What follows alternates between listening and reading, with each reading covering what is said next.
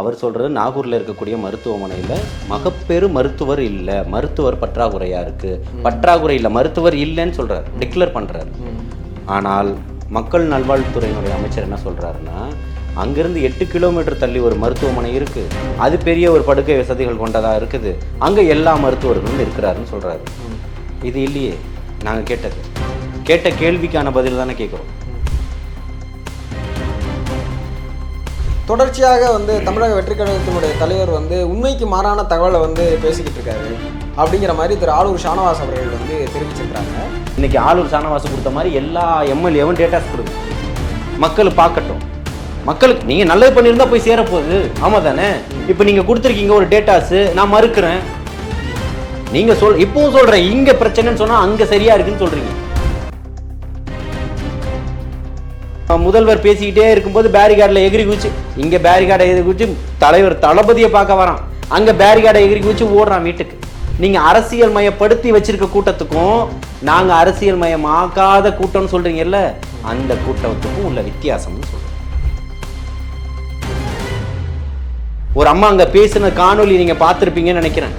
நாகப்பட்டினத்தில் 30 ஆண்டுகளுக்கு முன்பு இந்த மகன் கொடுத்த அரிசியை வாங்கி நான் சாப்பிட்ருக்கேன். நீங்க எப்படி நீங்க வரக்கூடாது, அங்க வரக்கூடாது, கையை தூக்கக்கூடாது, நடக்கக்கூடாது, இந்த ரவுண்டானா கிட்ட இங்க பேசக்கூடாது, அண்ணா சிலை கிட்ட பேசக்கூடாது, அம்பேத்கர் சிலை கிட்ட பேசக்கூடாதுன்னு கட்டுப்பாடு விதிக்கிறதுக்கு நீங்க யாருன்னு கேக்குது. ஆபத்தான நிலையில இருக்கிறதுனால அதுல வந்துட்டு போற வரைக்கும் மின்சாரத்தை கட் பண்ணுங்கன்னு சொல்றாங்க. எங்க உயரழுத்த மின் கம்பிகள்ல. ஆனா இங்க என்ன சொல்றாங்க, மின்சாரத்தை கட் பண்ணுங்கன்னு உங்க ஆளுக்கு தான் லெட்டர் கொடுத்தாங்க. மடை மாற்றம் தான் சொல்றேன். மாநில கொள்கை இல்லை, இது மத்திய அரசாங்கத்தினுடைய ஒன்றியத்தினுடைய கொள்கையா இருக்கு. ஒட்டுமொத்தமா இந்தியா முழுக்க மதுவிலக்கை கொண்டு வந்துருங்கன்னு சொல்லிட்டு வரதுக்கு போனாரா? நிதி ஆயோக் கூட்டத்தில் போயிட்டு மோடியை வாழ்த்திட்டுலாம் வந்திருக்கீங்க. தமிழ்நாட்டை தலைகுனியை விட மாட்டோம், ஆட்டோல கத்திக்கிட்டே போறாங்க. ஏன்னா விட்டதே நீங்க தான், கமுத்து போட்டதே. இன்னைக்கு தலைகுனியை விட மாட்டோம், தலைகுனியை விட மாட்டோம்னு என்ன பிரச்சாரம் பண்ணிட்டு இருக்கிறீங்கன்னு கேட்குறேன். இன்னைக்கு அதிகாரிகளை வச்சு தான் ஆட்சி நடத்திக்கிட்டு இருக்கிறாங்க. எழுதி கொடுத்து பேசுறாங்க, இல்லை எழுதி கொடுத்தே பேசுற உண்மையா பொய்யா அதை சொல்லுங்க. சரியானது தானே பேசுறாரு.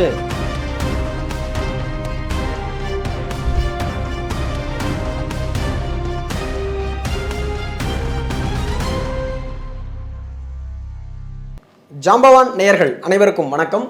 இன்னைக்கு நம்மளோட அரசியல் அரங்கத்தில் கலந்துகிட்டு இருக்கவங்க யாரு அப்படின்னா, தமிழக வெற்றி கழகத்தினுடைய ஆதரவாளர் திரு ஜலீல் அவர்கள். வாங்க அவங்கள சந்திக்கலாம். அண்ணா வணக்கம். வாழ்த்துக்கள். நலமா இருக்கேன். தமிழக வெற்றி கழகத்தினுடைய தலைவர் திரு விஜய் அவர்கள் நான் வரேன் அப்படிங்கிற ஒரு தலைப்போட தமிழ்நாடு முழுக்க சுற்றுப்பயணத்தை மேற்கொண்டிருக்கிறாங்க.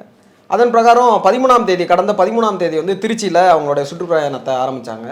இப்போ 2வது வாரமாக கடந்த சனிக்கிழமை நாகப்பட்டினத்துலையும் திருவாரூர்லையும் அவங்களுடைய பிரச்சாரத்தை தொடங்கினாங்க. அது குறித்து உங்களுடைய கருத்து? இல்லை, இதில் கருத்து என்ன சொல்கிறதுக்கு ஒன்றும் பெருசாக இல்லை. தமிழகம் முழுக்க இன்றைக்கி ஒரு மிகப்பெரிய ஒரு மாற்றத்தை வேணும் அப்படின்னு சொல்லிட்டு தமிழக வரலாற்றையே இன்றைக்கி மாற்றக்கூடிய அளவுக்கு இந்த 75 ஆண்டுகளை வரலாற்றை மாற்றிடுவீங்களா, திராவிட கட்சிகளுக்கு மாற்றாக நீங்கள் வந்துடுவீங்களா, திமுகவை மாற்றிடுவீங்களா அப்படின்றது இல்லை. இங்கே இருக்கக்கூடிய ஊழலை ஒழிக்கணும், ஆட்சி மாற்றம் வேணும்னு நினைக்கிறாரு, சொல்கிறாரு. மக்கள் அதை விரும்புகிறாங்க. மக்களினுடைய அதிகப்படியான ஆதரவு அவர்களுக்கு இருக்குது. அதனால் தலைவர் தளபதி அவர்கள் வரக்கூடிய பின்னாடி இன்னைக்கு மக்கள் மிகப்பெரிய ஒரு அளவில் வெகுண்டெழுந்து நிற்கிறாங்க. மிகப்பெரிய ஒரு மக்கள் புரட்சியாக மாறி இருக்கு. அதுதான் நம்ம சொல்லணும். அப்பேற்பட்ட இடத்துல திமுகவை அழிக்க வந்துட்டாங்க. திமுகவை அழிக்கிறதா இங்கே வேலை? பாஜகவை அழிக்கிறதா வேலை? இல்லை, கொள்கை எதிரி, அரசியல் எதிரி அப்படின்னு எதிரின்னு தான் அதாவது அதுதான் சொல்கிறேன். உங்களுடைய கொள்கை என்ன? கொள்கை எதிரிக்கும் அரசியல் எதிரிக்கும் வித்தியாசம் இருக்கு. உங்களுக்கு கொள்கை எதிரின்னு சொல்லி அரசியல் எதிரின்னு தானே சொல்றாரு. திமுகவும் அண்ணா திமுகவும் யாரு? எதிர் துருவங்களா இல்லையா? அதே போலதான் தமிழக வெற்றி கழகம்ன்றது எதிர் துருவம். இங்க யாரை வீழ்த்தணும்? ஆட்சியில இருந்து இன்னைக்கு இருக்கக்கூடியது யாரு? ஆட்சியினுடைய கட்டமைப்பு இன்னைக்கு யார்கிட்ட இருக்கு? அண்ணா திமுகட்டியா திமுகட்டியா? திமுக கிட்ட இருக்கு. அப்ப நீங்க யாரு நீங்க பேச முடியும்? காங்கிரஸ் கிட்ட இன்னைக்கு இருக்க கட்டமைப்பு, பாஜக கிட்ட இருக்க கட்டமைப்பு. அப்போ பாஜக கிட்ட தான் பேச முடியும். ஏன் காங்கிரஸை பத்தி பேச மாட்டாருன்னு இதே திமுக கேட்க வேண்டியதானே? கூட்டணி பாசம் தடுக்குதா? ஆட்சியில் இருக்கிறவர்கள் தான் எல்லாருமே விமர்சனம் செய்வாங்க. அவர்களை தான் விமர்சனம் செய்ய முடியும். அதை தான் செஞ்சுக்கிட்டு இருக்கிறாரு. உங்களுடைய குறைகளை பேசுகிறாரு, எடுத்து பேசுகிறாரு. நிறைகளை பேசுகிறதுக்கு அவர் திமுகவினுடைய ஊப்பி கிடையாது. புரியுதுங்களா? ஆட்சியை மாற்றணும்னு வந்திருக்கிறாரு, தன்னுடைய தலைமையில் மிகப்பெரிய ஒரு மாற்றத்தை கொண்டு வரணும்னு நினைக்கிறாரு. அப்போ உங்களுடைய குறைகளை தான் சொல்ல முடியும். 505 தேர்தல் வாக்குறுதிகளை 99% நிறைவேற்றிட்டோன்னு பொய் புழுகு மூட்டைகளாக சொல்லிக்கிட்டு இருக்கக்கூடிய காலகட்டத்தில் 4-5 நாட்களுக்கு முன்னாடி பத்திரிகை செய்தியாக கொடுத்துட்டீங்க 300க்கும் மேற்பட்ட வாக்குறுதிகளை எங்களால் நிறைவேற்ற முடியலன்னு சொல்லிட்டு. அப்போ அதுக்கு என்ன அர்த்தம்? பத்திரிகை செய்தியாக கொடுத்தீங்கல்ல, இவ்வளோ வாக்குறுதிகளை எங்களால் நிறைவேற்ற முடியலன்னு சொல்லிட்டு. இல்லை, அதுக்கு கடுமையான நிதி நெருக்கடி இருக்கு. அப்போ எப்படி 99% 505 வாக்குறுதிகளில் 99% நிறைவேற்றிட்டேன்னு நீங்கள் சொன்னீங்களா இல்லையா? சொல்லிக்கிட்டு இருக்கீங்களா இல்லையா? நிதி நெருக்கடியை ஒத்துக்கிறோம். நீங்கள் 400 கூட நிறைவேற்றலன்னு சொல்லுங்கள், அது இல்லை பிரச்சனை.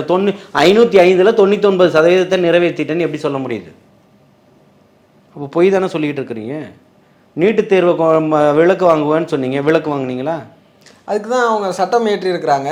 அது வந்து ஆளுநர் அவர்களால் அது வந்து ஒரு முட்டுக்கட்டை போடப்பட்டது. அதுக்கப்புறம் உச்சநீதிமன்றத்தை அணுகியிருக்கிறாங்க. அதற்கான அது தமிழ்நாட்டினுடைய முதலமைச்சர் கூட சொல்லும்போது சொன்னாங்க, நாங்கள் அதுக்காக தொடர்ந்து போராடிக்கிட்டு தான் இருக்கோம். இல்லை, வழக்கு தொடுக்கிறதுக்கு நீங்கள் ஆட்சியில் இருக்கணுன்ற அவசியம் இல்லையே. இல்ல, தனி தீர்மானம் போடுறாங்கல்ல, அவங்க சட்டமன்றத்தினுடைய தீர்மானத்தை அவங்க நிறைவேற்றுறாங்க. பல தீர்மானங்கள் போட்டிருக்கீங்க. கடந்த கால ஆட்சிகள்ல சிறுபான்மை மக்களுடைய பாதுகாவல எத்தனையோ தீர்மானங்கள் போட்டிருக்கீங்க. என்ன தனியா கமிட்டி போட்டிருக்கீங்க. இந்த அம்மையாருடைய மரணத்துக்கு தனி கமிட்டி ஒண்ணு போட்டாங்க. என்ன நடந்துருச்சா? இந்த அம்மையாருடைய மரணத்துக்கு அவங்க எதிர்கட்சியாக இருந்தாலும் நாங்க நீதி வாங்கி கொடுப்போம், உண்மையை கொண்டு வருவோம்னு சொன்னார் இதே முதல்வர். சொன்னாரா சொல்லலையா? இன்னைக்கு என்ன கொண்டு வந்தீங்க? இந்த 4.5 ஆண்டுகள்ல என்ன முன்னேற்றம்? ஆறுமுகசாமியினுடைய தலைமையில ஒரு அறிக்கையை வந்து அவங்க சமர்ப்பிச்சிருந்தாங்க. அவங்களோட விசாரணை எல்லாம் முடிச்சு அதையும் வந்து அவங்க சட்டமன்றத்தில் சமர்ப்பிச்சிருந்தாங்க. இப்ப அந்த ஆணையமும் நீட்டுக்கான சட்ட மசோதாவும் எப்படி ஒன்னா இருக்கும்? அது ரெண்டையும் எப்படி நம்ம ஒப்பிட முடியல? இல்ல, ஒப்பிடுறதுக்கு நல்லா புரிஞ்சுக்கங்க. நீங்க அன்னைக்கு நாங்க சட்டமன்றத்தில் தீர்மானம் நிறைவேற்றுவோம், உச்ச நீதிமன்றத்துக்கு அணுகுவோம் அப்படின்னு சொல்லல. எங்களால வாங்க முடியும், நாங்க வாங்கி தாரோன்னு சொன்னீங்க. அதுக்கு தான் தமிழ்நாட்டினுடைய முதலமைச்சர் அவர்கள் சொல்றாங்க, நாங்க ஆட்சி மாற்றம் ஏற்படும் நினைச்சோம். இந்தியா கூட்டணி ஆட்சி அமைச்சிருந்தது அப்படின்னா நாங்க நிச்சயமா அதை விலக்கு வாங்கியிருப்போம்.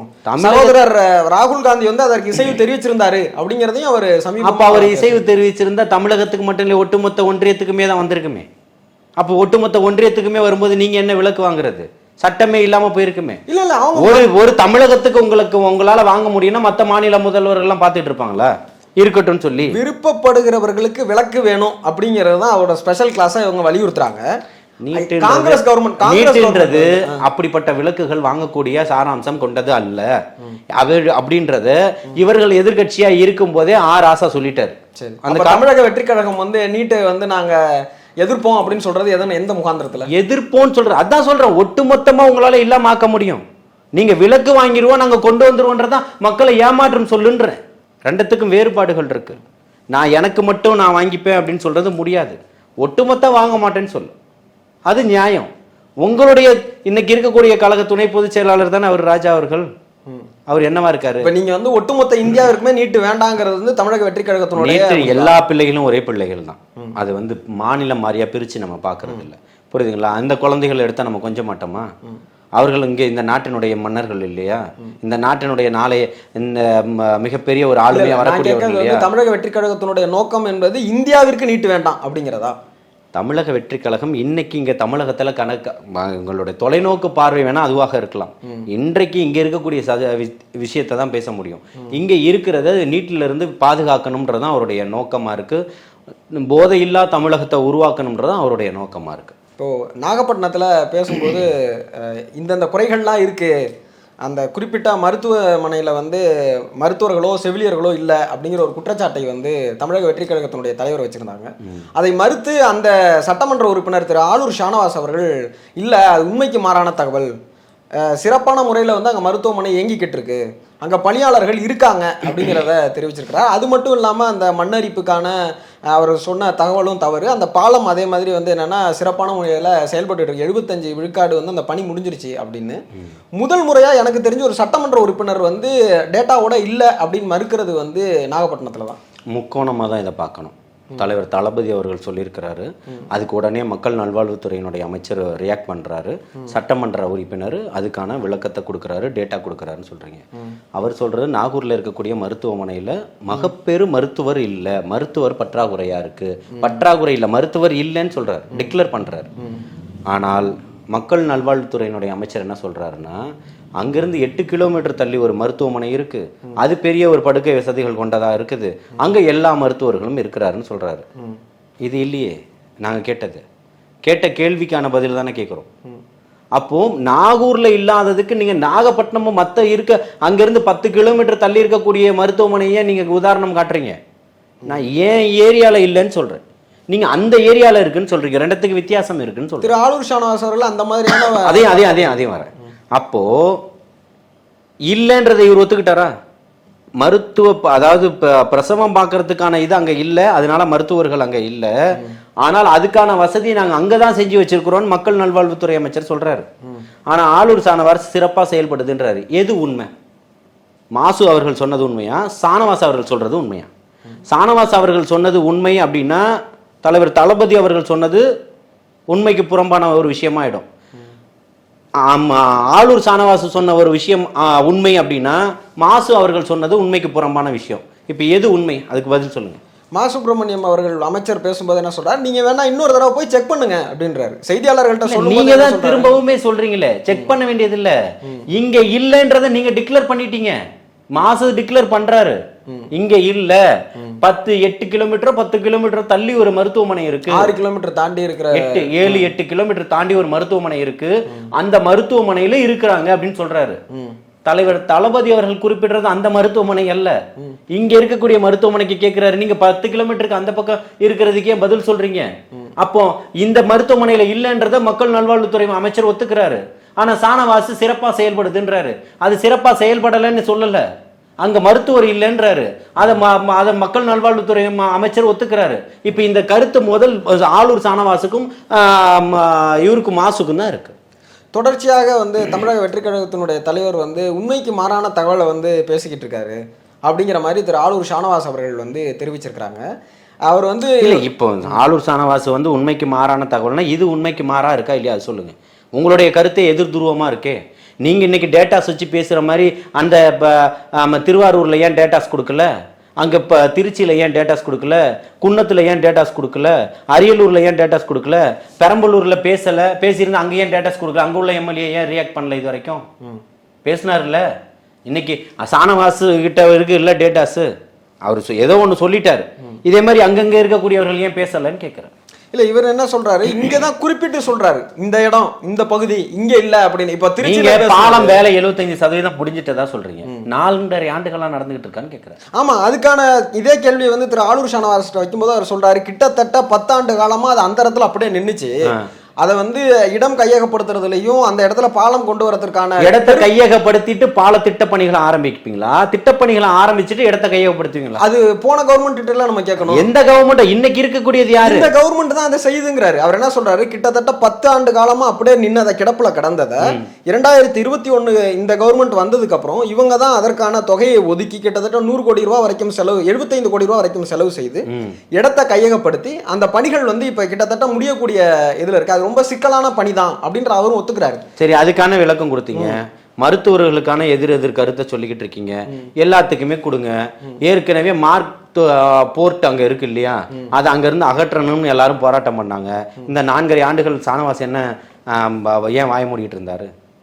அங்கே துறைமுகம் இருக்கு இல்லையா, அங்கே நிலக்கரி இறக்குறாங்க, அதனால அங்கே அந்த மாசு படுது, சுற்றுச்சூழல் பாதிக்குது, அந்த துறைமுகத்தை அங்கேருந்து அகற்றணும்னு சொல்கிறாங்க.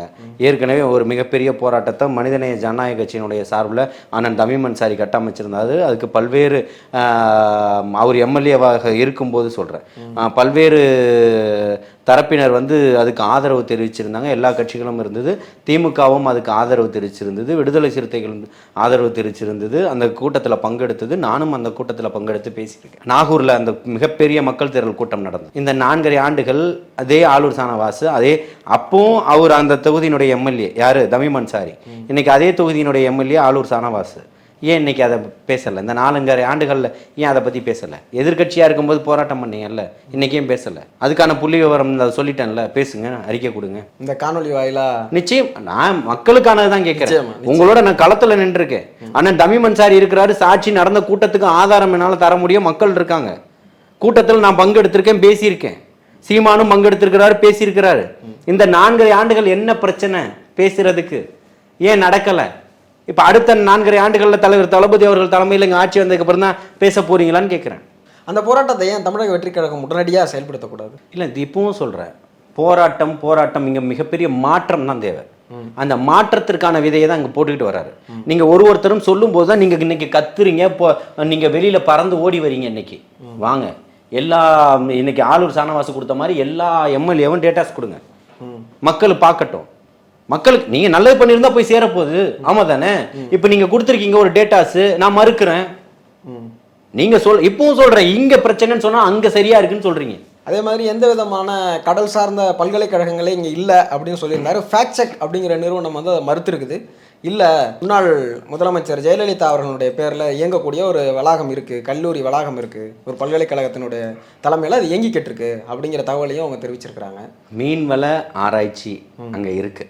அவர் கேட்டது கடல் சார்ந்து பொறியாளர், அதாவது மரைன் இன்ஜினியரிங் கேட்குறாரு. நல்லா புரிஞ்சுக்கணும். அதுதான் சொல்றேன், மடைமாற்றம் பண்றதுதான் இவர்களுடைய வேலை. அதை மடைமாற்றம் பண்ணி திருச்சி சொல்லக்கூடியதுதான். அவர் என்ன பேசியிருக்கிறாரோ அதுக்கு பதில் சொல்லுங்கன்னு கேட்குறோம். அவர் பேச்சு ரொம்ப தெளிவாக இருக்குது. அவரை குழப்பிடாதீங்க. அவர் குழப்புறாருன்னு சொல்லி நீங்க குழம்பிக்கிட்டு இருக்கீங்க. உங்களுக்கு அதை குழப்பி தான் பேசணும். திமுகவினுடைய வாய்ஸா இவர்கள் தான் பேசுவாங்க. இருக்கக்கூடிய கூட்டணிகள் தான் கதறிக்கிட்டு இருக்கு.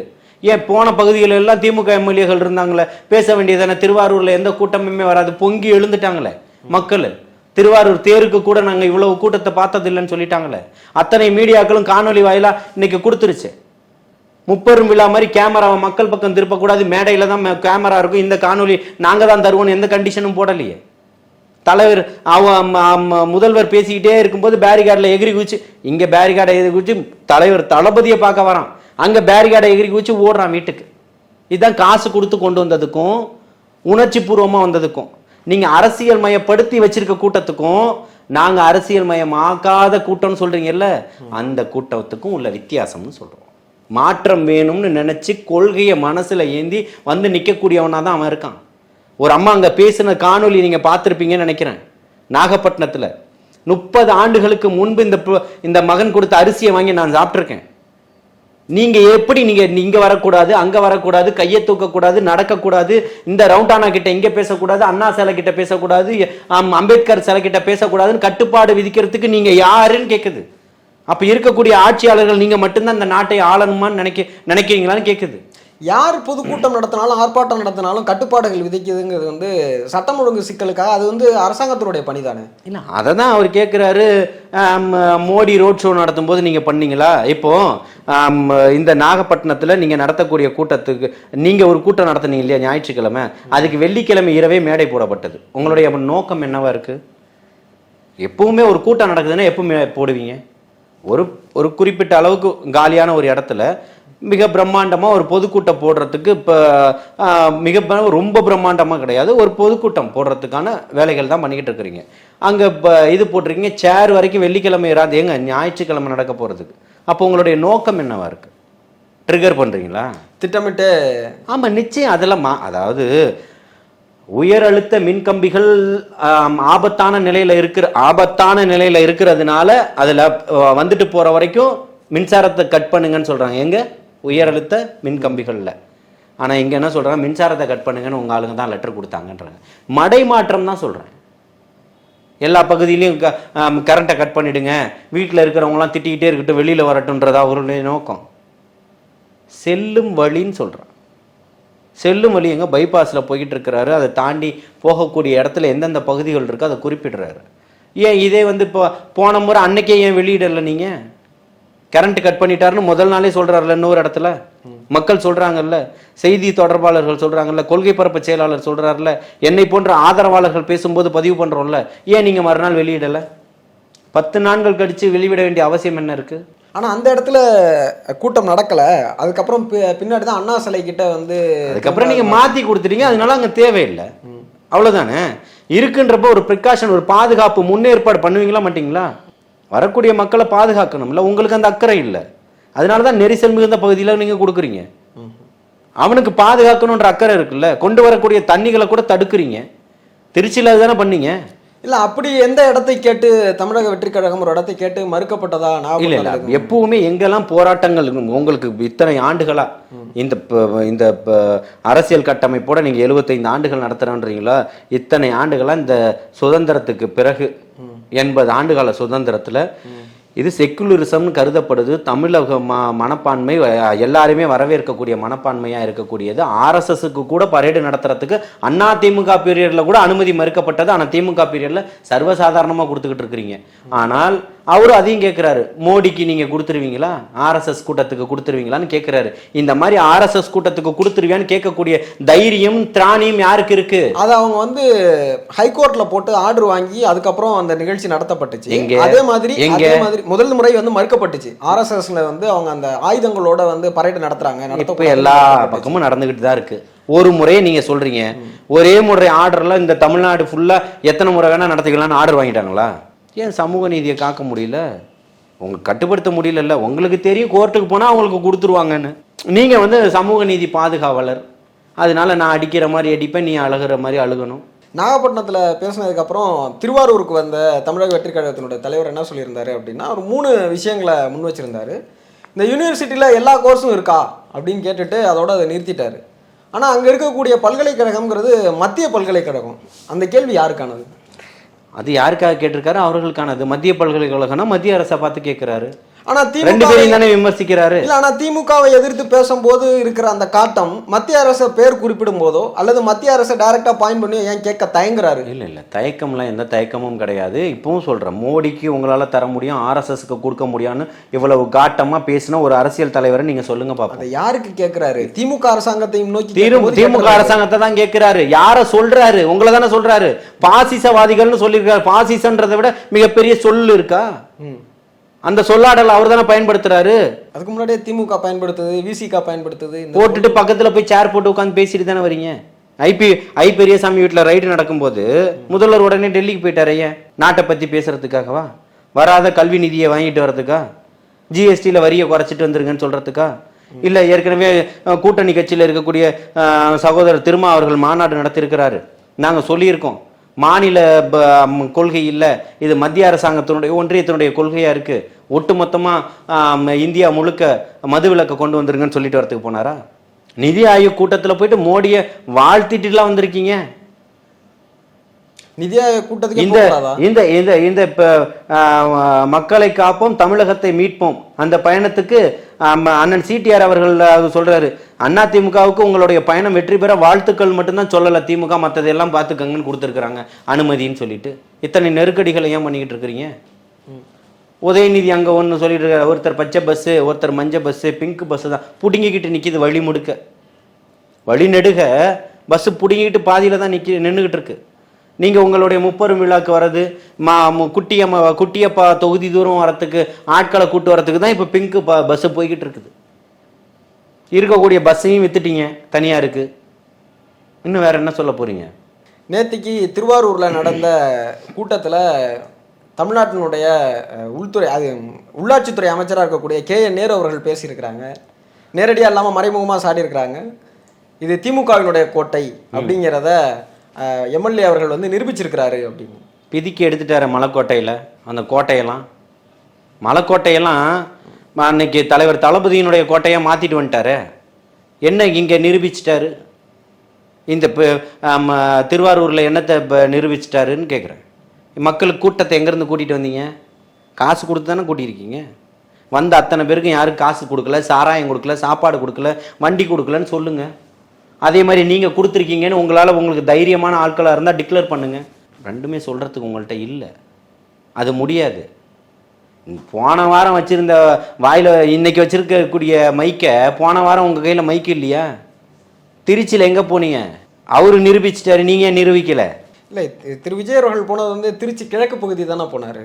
திருச்சியில நான் இருக்கேன், அதெல்லாம் நடக்காது அப்படின்னா திருச்சியில அன்பில் மகேஷ் இருக்காரு, நீங்க இருக்கீங்க. இல்ல அவர் தாவேக்காவை குறிப்பிட்டு அந்த பதில் சொல்லல, அந்த பதில் வேற ஒண்ணு. ஆனா அந்த காணொளி வந்து ரொம்ப இதுவா வந்து நிரூபிச்சதா இருக்கட்டும், இவர் இங்க நிரூபிச்சிட்டாரு, நீங்க நிரூபிக்கல. அந்த காணொளி தவறாவே இருக்கட்டும், இவர் நிரூபிச்சிட்டாரு. யார்? பூண்டி கலைவானா? அவர் நிரூபிச்சிட்டாரு, நீங்க நிரூபிக்கல. இவர் வந்துட்டு போன உடனேயே ஒரு மீட்டிங்கை போடணுன்ற அவசர நிலை உங்களுக்கு எதனால் ஏற்படுது? இந்த அவசர நிலையை உங்களுக்கு ஏற்படுத்தி இருக்கிறது தான் தலைவர் தளபதின்னு சொல்றேன். இல்ல, தமிழ்நாடு முழுக்கவே வந்து கிட்டத்தட்ட நேத்திக்கு அந்த மாதிரி வந்து தமிழ்நாட்டை தலைகுனிய விட மாட்டோம் அப்படிங்கிற மாதிரியான அந்த கூட்டங்கள் வந்து நடைபெறணுங்கிறது அவங்களுக்கு முன்னதாகவே கொடுக்கப்பட்ட அறிவிப்பா இருக்குது. அதன் பிரகாரம் வேற வேற இடங்கள்லையும் அந்த கூட்டங்கள் நடைபெற்றிருக்கு. இதை சொல்றதுக்கு உங்களுக்கு வெக்கமா இல்லையா? ஒரு பிரச்சாரம் ஒரு அலௌன்ஸ்மெண்ட் எத்தனை மணிக்கு பண்ணுவீங்க சொல்லுங்க? ஒரு அலௌன்ஸ்மெண்ட் பண்றாங்க, பாட்டு போடுறதா இருக்கட்டும், கோவில்ல மட்டும் காலை நேரங்கள்ல பாட்டு போடலாம், அதுக்கு தானே அனுமதி. அரசியல் கூட்டமா இருந்தா ஒரு அலௌன்ஸ்மெண்ட் பண்றதுக்கு எத்தனை மணில இருந்து அனுமதி கொடுப்பீங்க? காலையில 10 மணிக்கு அப்புறம் கொடுப்பீங்க, இல்ல ஒரு 9 மணில இருந்து கொடுப்பீங்க. ஏன்னா பள்ளி குழந்தைகள்லாம் போகணும், அதுக்கு முன்னாடி 10 மணிக்கு அப்புறம் கொடுப்பீங்க. ராத்திரி இத்தனை மணிக்குள்ள முடிக்கணும்னு இருக்கு. பள்ளிக்கூடங்கள் இருக்கக்கூடிய இடங்கள்ல இந்த மாதிரி இடங்கள் பண்ணக்கூடாதுன்றது இருக்கு. அந்த ஊர்ல நடந்தது சொல்றேன். காலையில 6:20க்கு தமிழ்நாட்டை தலைகுனிய விட மாட்டோம் ஆட்டோல கத்திக்கிட்டே போறாங்க. ஏன்னா விட்டதே நீங்க தான், கமுத்து போட்டதே. இன்னைக்கு தலைகுனிய விட மாட்டோம்னு என்ன பிரச்சாரம் பண்ணிட்டு இருக்கிறீங்கன்னு கேட்கிறேன். நடந்ததுக்கு பொறுப்பு யாரு? 2 பேரும் தானே. என்ன தலைகுனிய விட மாட்டோம், என்ன பண்ணிட்டு இருக்கீங்க சொல்லுங்கன்ற. எதனால தலைகுனிய விட மாட்டோம்? இல்ல, ஒன்றிய அரசினுடைய இருந்து எங்களோட நிதி ஆதாரங்கள் எதுவும் வரல, கடுமையான ஒரு நெருக்கடி இருக்கு, அதுக்குதான் போயிட்டு வந்தீங்களா? ஐபி வீட்டுல ரைடு நடக்கும்போது அதுக்குதான் போய் மோடியை பார்த்துட்டு வந்தீங்களான்னு கேட்கிறேன். பதில் சொல்லுங்க. கடுமையான நெருக்கடி இருந்தா பல 15,000 கோடியை கொண்டு வந்துட்டீங்களே. இல்ல, இப்ப ஐ பெரியசாமி வீட்டுல வந்து அவங்க ரைடு விடக்கூடாது அப்படிங்கிறத பேசுறதுக்காக முதலமைச்சர் போய் ஒன்றிய அமைச்சரை போய் பார்க்க முடியுமா? அப்படி பார்த்துட முடியுமா? ஒரு பிரதமருக்கும் முதலமைச்சருக்குமான சந்திப்பு வந்து இதனால மட்டும்தான் இருக்கும் அப்படின்றத நம்ம சொல்லிட முடியுமா? நீங்க பேசுற அவருக்கு புரிய போறதில்ல, அவர் பேசுறது உங்களுக்கு புரிய போறதில்ல. இதை தாண்டி வேற எதுக்கு போனீங்கன்னு கேட்கிறேன். ஒரு பிரதமரை ஒரு முதலமைச்சர் தன்னோட தனிப்பட்ட காரணங்களுக்காக தான் சந்திக்கணும்னு எதுவும் நம்ம ஒரு குற்றச்சாட்டை முன் வச்சிட முடியுமான்னு கேட்குறேன். இல்லை, நாங்கள் என்ன சொல்கிறோம், நாட்டினுடைய நலனுக்காக போய் சந்திங்கன்னு சொல்கிறோம். தனிப்பட்ட காரணங்களுக்காக சந்திக்கிற போது போன உடனே பார்க்கக்கூடிய அளவுக்கு உங்களுக்கு வலிமை இருக்கும்போது இதுக்காகவும் நாட்டுக்காகவும் போங்க, போய் பாருங்க, 10 முறை போய் பாருங்க, கேளுங்க, சண்டை போடுங்கன்னு சொல்கிறோம். இப்போ அவங்க சண்டை போடலன்றீங்களா? நீங்கள் போயிட்டு எழுதி கொடுத்ததை படிச்சுட்டு தானே வந்துக்கிட்டு இருக்கிறாரு.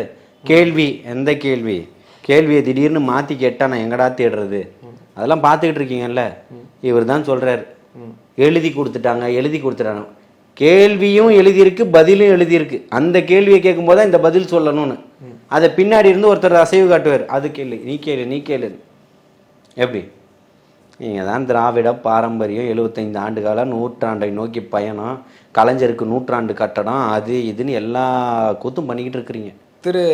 அமைச்சர் திரு காந்தி அவர்கள் வந்து ரொம்ப சூசகமாக சொல்லியிருக்காங்க, அமைச்சர்கள்லாம் பூசாரவங்களுக்கு பதில் சொல்ல வேணாம் அப்படின்னு ஒரு உத்தரவு வந்திருக்கிறதாகவும், அப்புறம் அதே மாதிரி திரு விஜய் அவர்களுடைய கேள்வியை முன்வைக்கும் போது தொழில்துறை அமைச்சராக இருக்கக்கூடிய திரு டிஆர்பி ராஜா அவர்கள் என்ன சொல்கிறாங்கன்னா, தேவையில்லாத கேள்விக்கெல்லாம் பதில் சொல்ல முடியாது அப்படிங்கிற மாதிரி சொல்லியிருக்காங்க. அது குறித்து இல்லை, இப்போ உங்களுடைய பயம் அதிகரிச்சிருச்சு, அதில் மாற்று கருத்தே கிடையாது.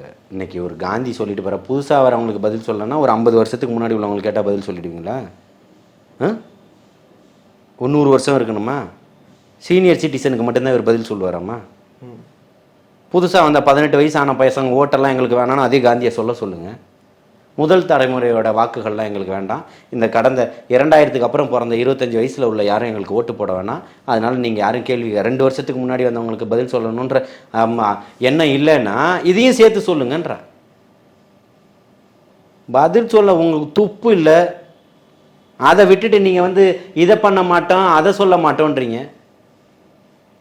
டிஆர்பி ராஜா என்ன சொன்னாருங்க? கண்ட கேள்விக்கெல்லாம் பதில் சொல்ல வேண்டியதில்லை, நல்ல கேள்வி எதுவா அவர் எதுக்கு பதில் சொல்லுவாராம்? அப்போ அவர் என்ன மாதிரி கேள்விக்கு பதில் சொல்லுவாரோ அந்த மாதிரி கேள்வியை போய் கேட்போமா? பத்திரிகையாளர்கள் இல்லைன்னா அவர்கிட்ட எழுதி வாங்கிட்டு வாங்க, ஐயா உங்கள்கிட்ட நாளைக்கு மதியம் நாங்கள் அங்கே கேள்வி கேட்போம், என்ன கேள்வின்னு நீங்கள் எழுதி கொடுத்துருங்க, அப்போ தான் அதை கேட்போண்ணா. பதில் சொல்ல ஒன்னங்க துப்பு இல்லைன்னு சொல்லிட்டு போங்க. நீங்கள் அமைச்சராக இருக்கீங்க, இருக்கக்கூடிய கம்பெனி புதுசாக எந்த கம்பெனி இப்போ கொண்டு வரல, இருக்கக்கூடிய கம்பெனி எக்ஸ்பேண்ட் பண்ணுறாங்க. அது எல்லா கம்பெனியும் லாபத்தில் இயங்கும் போது ஒவ்வொரு விரிவாக்கம் பண்ணக்கூடியது இத்தனை ஆண்டுகளுக்கு முன்னாடி அதில் அவங்களுடைய ப்ரொடக்ஷன் காசை வந்து அதிகப்படுத்துவாங்க, அவங்க அதோடைய எக்ஸ்பேண்ட் பண்ணுவாங்க, விரிவாக்கம் பண்ணுவாங்க. அது எல்லாமே நடத்துறது தான். நீங்கள் போலனாலும் அவன் பண்ணுவான். இப்போ என்னுடைய வியாபாரம் நல்லா நடந்துருச்சுன்னா பக்கத்தில் இருக்க கடையை வாடகைக்கு எடுப்பேன், அதை ரெடி பண்ணுவேன், அதில் 4 பேரை வேலைக்கு போடுவேன், அந்த பில்டிங் ஓனருக்கு ஒரு அட்வான்ஸ் கொடுப்பேன், நான் ஒரு முதலீடை போடுவேன், அந்த கடையில் தினந்தோறும் வியாபாரம் இன்னும் கொஞ்சம் அதிகமாக்குவேன், இன்னும் பொருட்கள் அதிகமாக போடுவேன். இது இயல்பான ஒரு விஷயம். அதை நீங்கள் வந்து கேட்டாதான் நான் பண்ணுவேன் இருக்கா?